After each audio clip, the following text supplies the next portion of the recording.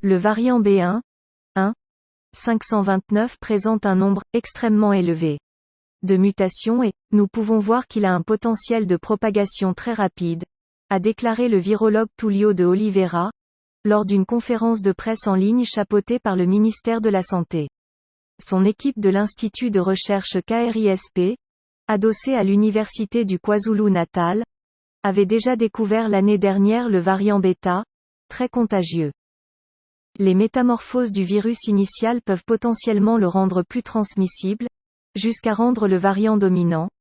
Cela a été le cas avec le variant Delta découvert initialement en Inde, et qui selon l'Organisation mondiale de la santé, OMS, a réduit à 40% l'efficacité des vaccins anti-Covid contre la transmission de la maladie.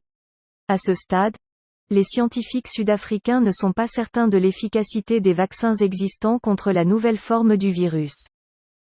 Ce qui nous préoccupe, c'est que ce variant pourrait non seulement avoir une capacité de transmission accrue, mais aussi être capable de contourner certaines parties de notre système immunitaire, a déclaré un autre chercheur, le professeur Richard Lessels.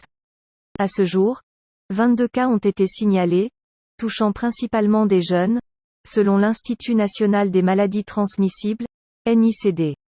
Des cas ont également été signalés au Botswana voisin et à Hong Kong, sur une personne de retour d'un voyage en Afrique du Sud. Après l'annonce de l'Afrique du Sud, le Royaume-Uni a indiqué interdire l'entrée aux voyageurs en provenance de 6 pays d'Afrique. Tous les vols en provenance d'Afrique du Sud, de Namibie, du Lesotho, d'Eswatini, du Zimbabwe et du Botswana seront suspendus à compter de vendredi 8h HAE, a annoncé le secrétaire d'État à la Santé, Sajid Javid. En outre, le Royaume-Uni demandera à toute personne arrivant de ces pays à partir de 4h dimanche de se mettre en quarantaine dans des hôtels, a précisé M. Javid, ajoutant que ceux arrivant avant cette date devront s'auto-isoler et faire 2 tests PCR au 2e et 8e jour de leur confinement.